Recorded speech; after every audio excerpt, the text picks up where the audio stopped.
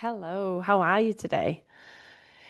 Today, I want to talk to you about something that you might not know what's going on inside you, but that has a huge effect on everything you do and how you perceive everything and how you react.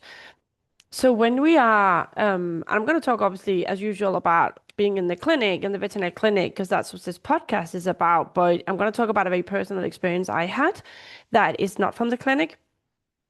So just quickly as a trigger warning, I am going to talk about slightly about my childhood with an alcoholic father. So if you get triggered by that in any way or form, this episode might not be for you.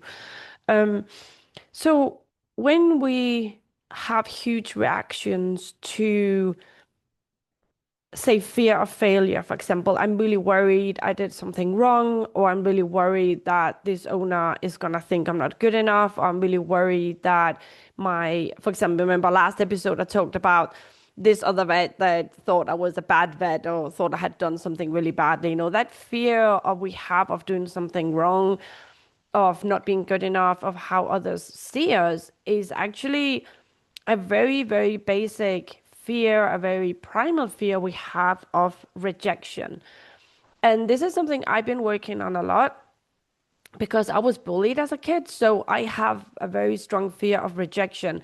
And if you remember the episode when I talked about the triangle of the hierarchy of basic needs by Maslow, and I can quickly go through it again. It's a triangle where at the base we have the needs like we need to have housing, we need to have clothes, we need to have we feel safe, we need to have food and water, and then it kind of moves up through the hierarchy. And at the very top is like fulfillment and realize yourself and stuff. No, but in between there's a lot of different needs that we need covering in order to feel joy and calm and happiness and feel safe as humans. And one of them, a very big one, is community. And the fear of rejection that lies so deep in us can it can overshadow everything else, but you might not be aware that that's what's happening. You might think that half the world is against you, or that the clients are very demanding, or that even in your personal relationships that you have to protect yourself because people are out to get you, kind of thing. No, or you feel that you have to ask a huge level of expectations of level of everything, that perfectionism we tend towards when we are in vet med is partly because of the fear we have of rejection from others. So we really fear that, you know, that our peers will reject us. I mean, can you imagine? There was this horrible, horrible episode of a vet in the States, I think it was, that for some reason was filmed and it was put up on socials, where he was a horse vet, and I think he was he was castrating a wild Mustang or something, and it started to wake up. And I don't know if he panicked or he had just lost it, but the filming is of him kicking this horse lying down, recovering from the anesthesia, which obviously taken out of context, and I don't know what the context was, looks absolutely horrible. You got like a man that's a vet that's supposed to care for the animals, and here is like literally kicking the horse, no, lying down. And that video went viral, and he was found days later, and he had taken his own life in a lake, and saying sorry for about what happened. And I think we cannot imagine anything worse than that. Know that doing something, even if it's not your fault, but it's taken out of context or whatever happened, or maybe you just literally lost your shit in that moment, and or you did something very wrong, or you made a huge mistake, and it's displayed for the whole world to see, for the whole world to judge you, for the whole world to give their opinion. Remember I said opinions are like assholes. Everybody's got one, but don't need to like like fling it around. But everybody's got an opinion on you and are judging you, no? And there was also another one that so recent. It was I think he was a medical student, and he did like a funny video about placing a Foley in females and human women, no? And obviously it was very distasteful. It was not appropriate at all. And a lot of women came out saying like, we already not enjoying going and having our bits touched by people, never mind by a man. So, you shouldn't post this stuff, which was right? And the correct route, I think, to correct this would be to, speak to him or go to his clinical director, whatever they have in hospitals, and say, hey, you cannot do, it's not appropriate to do reels around these things. No, it's mean and it's cruel and it's demeaning. No? But no, so everybody shared these videos he had done, and everybody were judging him, and everybody were like, "Oh God, he's such a bad guy. He's so horrible. How can he ever be a doctor? How could we ever trust him?" And he also almost took his own life and then did a reel about it. And I think it takes a lot, to make such a huge mistake or be so unlucky to be filmed in a moment that can be perceived as you being this horrible person. But I cannot imagine that primal fear. Can you just put yourself in the shoes of these people for a second, that you did something wrong or you said something, or when we do really, really dark jokes, when you have a horrible day and things really happen, they go really bad in the clinic, or you have like really traumatic euthanasias or whatever, and then you end up joking about it afterwards, because you have to laugh, you have to find an outlet, and sometimes we make really not appropriate jokes, right? Because and they're not meant in any way to be cruel or demeaning or diminish anybody's pain or grief, but we just have to make jokes. No, like I don't know, maybe I'm picking up a dead dog and I was like, damn, I should have done CrossFit yesterday. Something that's not appropriate from anyone from the outside, but you kind of have to let it out, right? You have to have some humor, dark humor. No, but imagine somebody filmed that and it just come across like you're this completely like this vet has no sensibility and like don't care about the animals at all, just because of the lack of context. No, and now the whole world is against you. I mean, the knot in my stomach just thinking about that, and having to like get up and seeing everybody like being against you. It's that fear of rejection we have. And most often this doesn't happen, right? You make a mistake, or you think you make a mistake, or you did something wrong, and nothing actually happens, right? But you are already preparing.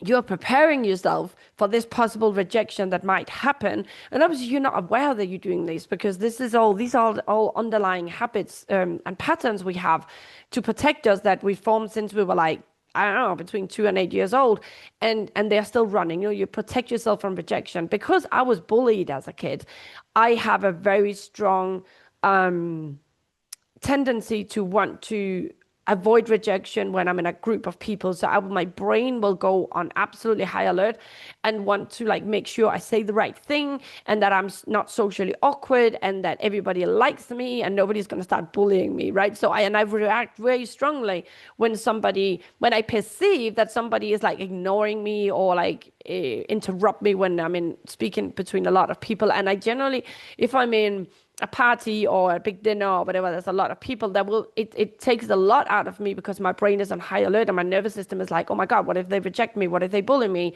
Again, not conscious, but it just happens, right? So I literally have to go and hide in the toilet once in a while. I'll just disappear, powder my nose. But I'm aware of it. No, so I know what it happens now. But back in the day, I thought there was something really wrong with me. Like why can't I just be with people all the time? What's wrong with me? Probably also maybe some introvert there, but there's definitely this like huge fear of rejection. So, and what I see in some people also that I have spoken to, vets, and it's I see it quite often in vets actually, is it's almost like the cliche, like I know we've seen romantic movies where she's like, oh, but he likes me so much, so he broke up with me because he wanted to reject me before I could reject him.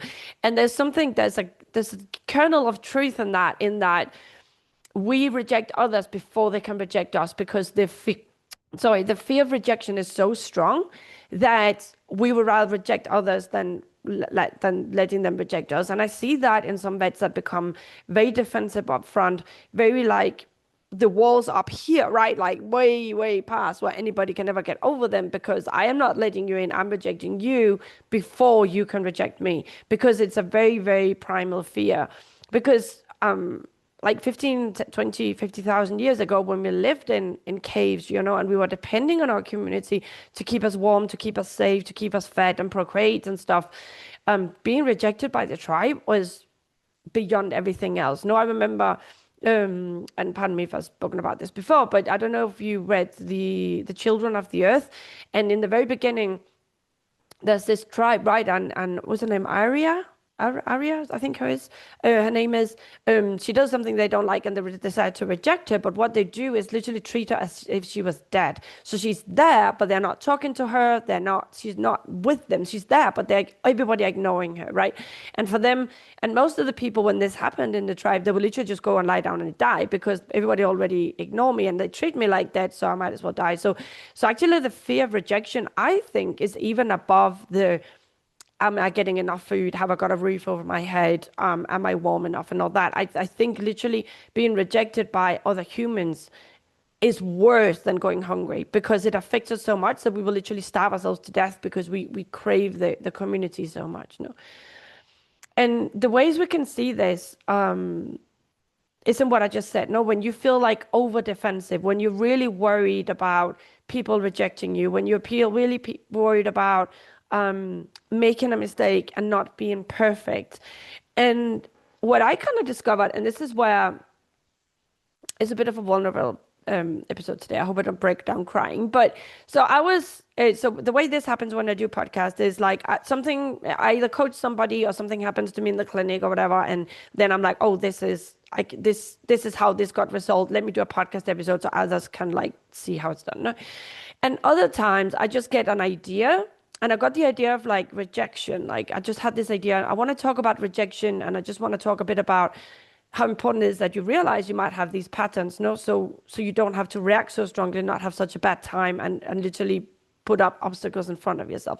And then what I do is then I journal a bit on it and I sit and meditate. And that's what I did this morning. And I was doing a meditation from Gabby Bernstein about the universe comes into you and this and you're that. And I was thinking about rejection, and I was thinking about, but what about when we reject ourselves? And like, I swear to God, out of the blue, this memory just hit me from when I was, I don't know, I might have been anywhere between, I want to say 6 and 10.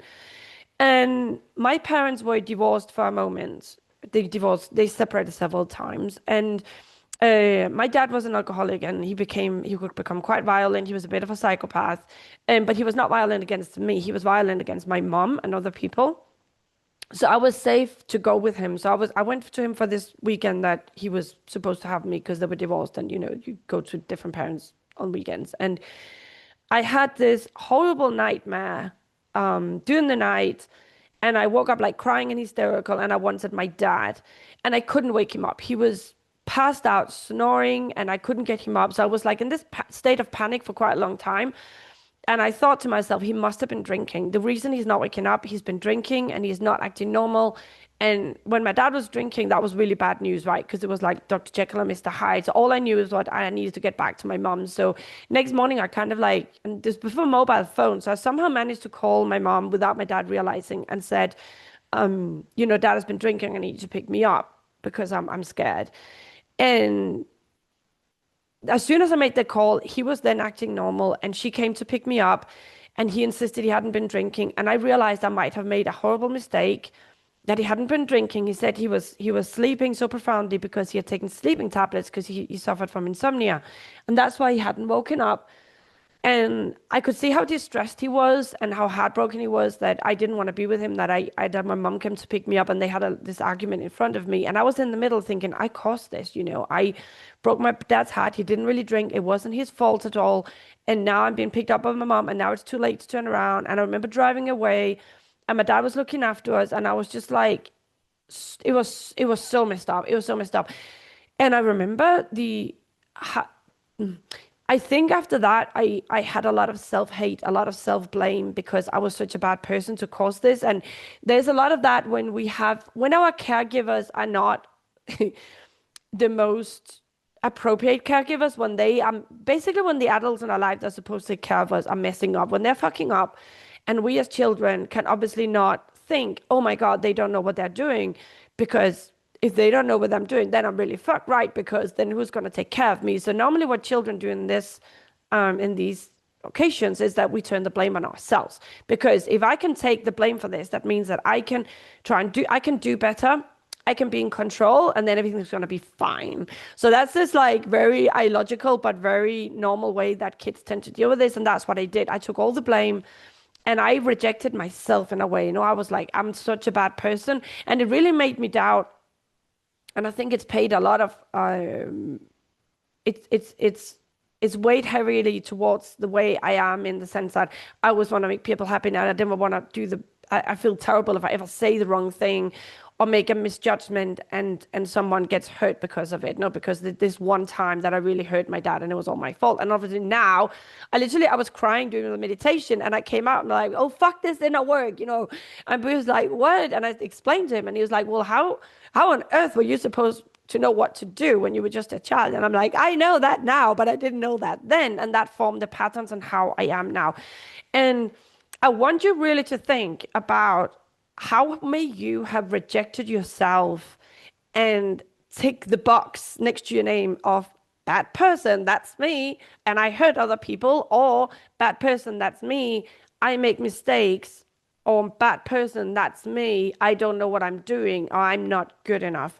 So in which ways may you have rejected yourself, or are you still rejecting yourself because you think that you mess up, that you fuck up, that you're not good enough, that you misjudge someone, you made a mistake, whatever, somebody said something to you and you're like, oh my God, I'm such a bad person. So where may you have rejected yourself, and where may you still be rejecting yourself, either from some crazy fucked up childhood experience, or when you were a teenager, or even later on, or even very recently, like why might you still be rejecting yourself?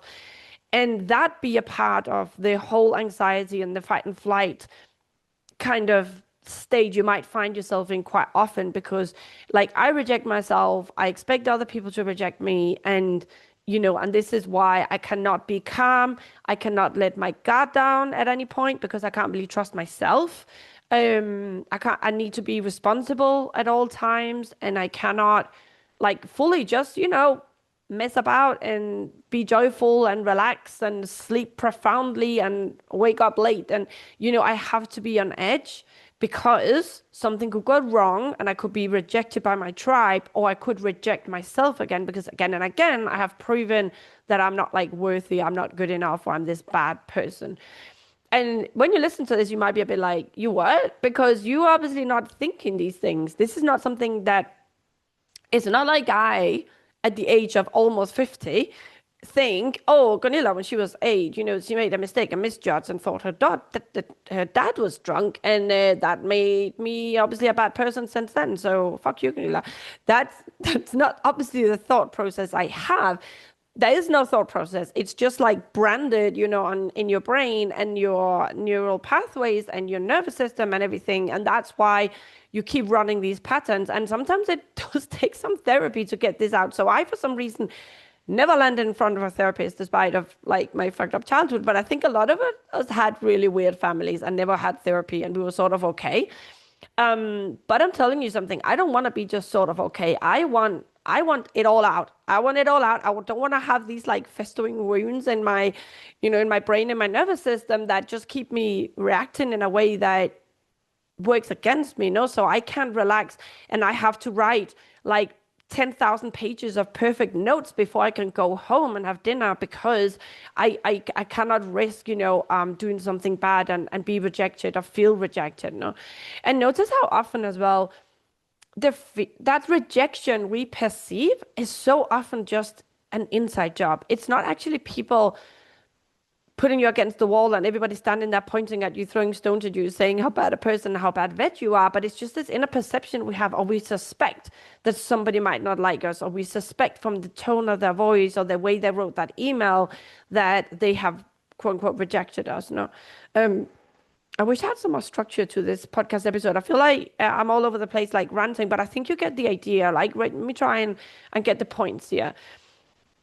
So first of all, I want you to think about experiences you may have had all the way from your childhood and up to now that may have make you think that you are a bad person, or that you make big mistakes and that's a terrible thing, or that you hurt people, or that you don't know what you're doing in any way or form. That's something that has formed and has been a belief up to now that you didn't even know you had.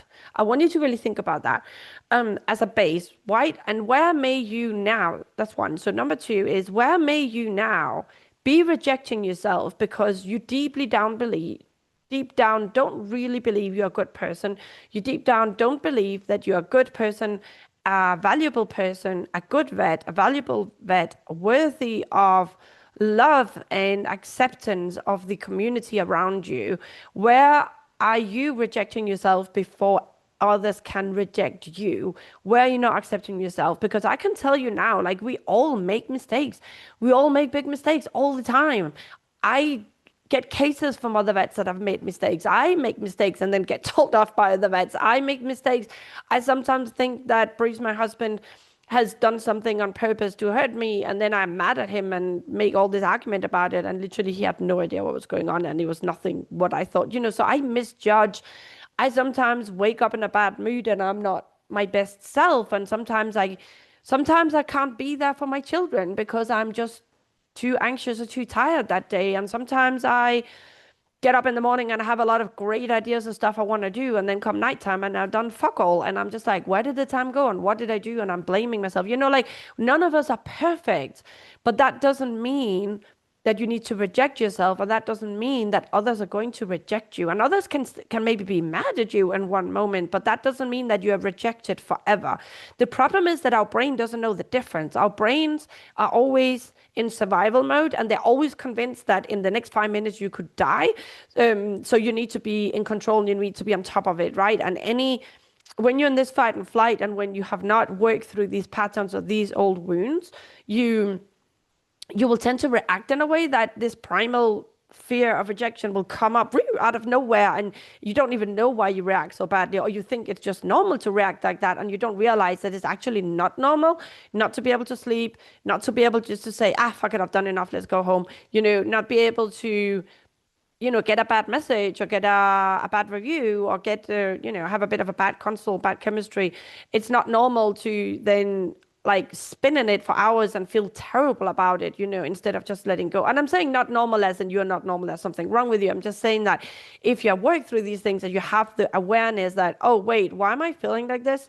I'm feeling like this because the client said that I didn't know what I was doing, or because this other vet said I didn't know what I was doing, or because somebody commented on something on social media, or whatever it is that made you feel bad.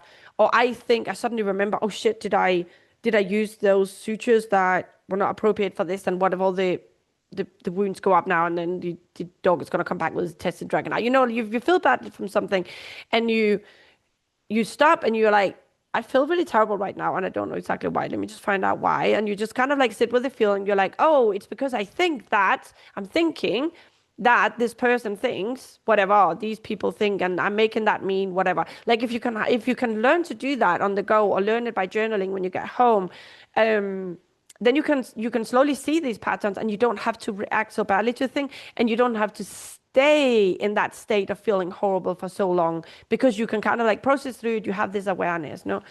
And was that two steps? So like, what might have happened in your past that made you reject yourself, or make you really fearful of rejection? Where may you now be rejecting yourself and rejecting others, not letting them into your lives, not forming proper relationships because you're so afraid of being rejected?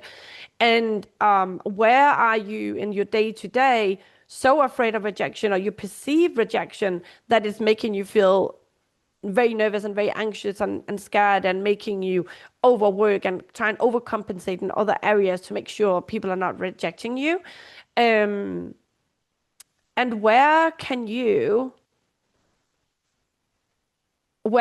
find in yourself an inner calm, an acceptance of yourself, an awareness, and realize that there's so many people around you that accept you for who you are, that love you exactly who you are, that there are hundreds and hundreds of pet owners, animal owners, clients that absolutely adore you and think you're like the best things in sliced bread. That, yeah, there might be 2 or 3 out there that don't like you, and who cares? Like, everybody, nope. Like, not all people like avocados. I love avocados. Just because somebody doesn't like avocados, I'm not going to make it mean anything, And how can we, if there are a few people that don't like us, or we perceive they don't like us, how can we be okay with that? How can we be okay with everybody not liking us and still feel safe? Where can you find that inner safety in yourself? So, that was the last point I wanted to get you. When you have this fear of rejection as well, it will make you very scared of doing new things. And it will make you very scared, like the things that you're afraid of. So the famous bit spay in a big fat Labrador or something like that, it will make you extra scared of that, like a fear out of proportion to what you're actually doing, considering your experience and the support you might have around you. Um, because your brain goes all the way out into this horror scenario where you then get rejected by the owners and your colleagues because you failed to do the spit spay correctly and the dog dies or whatever. No, and if you have to do something new, or maybe you want to take up a new hobby, or maybe you want to go to a new clinic, or maybe you want to, the relationship you're in, you're not really happy with, and you want to change it. Like anything new, any changes, your brain is really going to stop you from doing that because it wants you, because you already don't feel quite safe because you have this fear of rejection.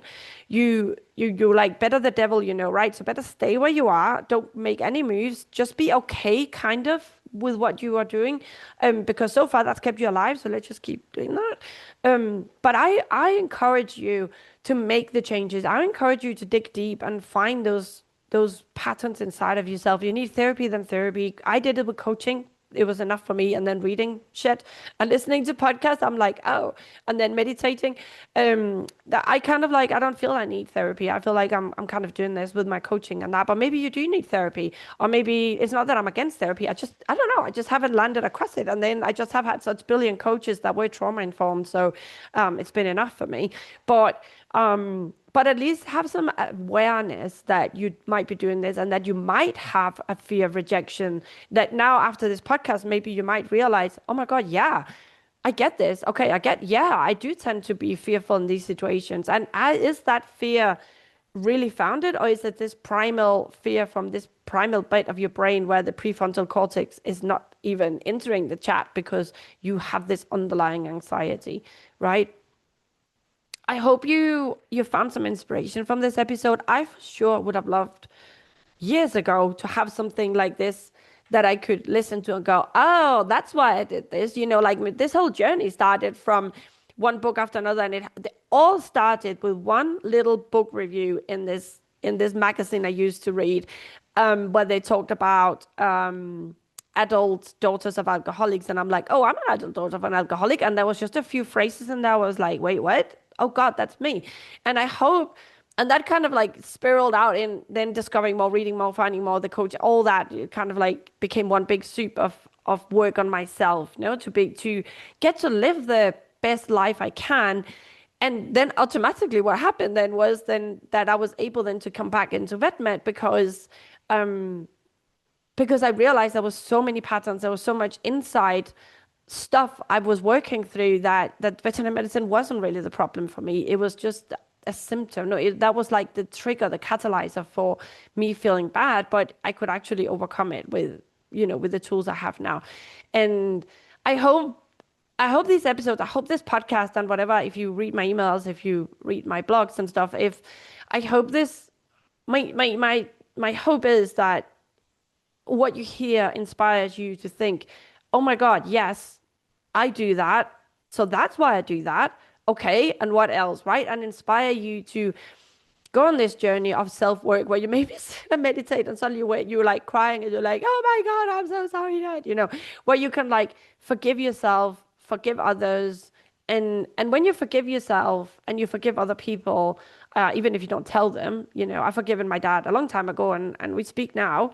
But I don't have to tell him. I just need to do it inside and forgive myself for what I perceived was bad back then. I can totally forgive like 6, 8-year-old Gunila now because I'm like, you had like, what tools did you have back then to know what was the right thing to do? And also, you should never have been put in that situation in the first place. So I can now forgive myself, her, the child, and that now makes me feel more comfortable with rejection, less fearful of rejection, because I'm like, I'm no longer rejecting myself.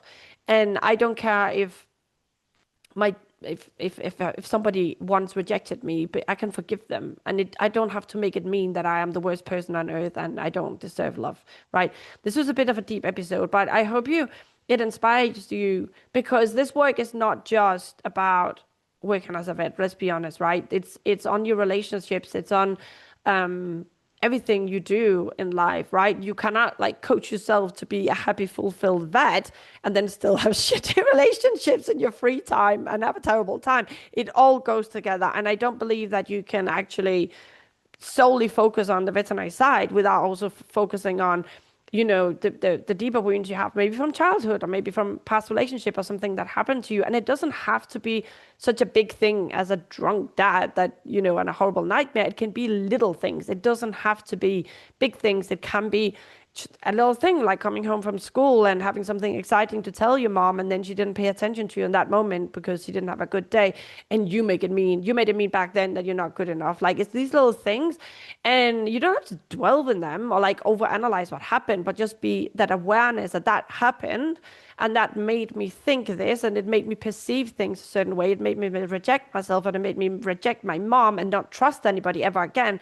Okay, maybe I can let that go now. Maybe these patterns and behaviors don't serve me anymore, and now maybe I want to do this next thing. Because if you really, really want to be fulfilled as a vet, you kind of, the fulfillment as a human being comes with it. Like, one doesn't really exist without the other. I can tell you that from experience and from everybody I coach, right? Because I coach people on shit that happens at the clinic, and next time it's their mother-in-law or their sister-in-law or their husband or their children, right? Because the way you do one thing is how you do everything, right?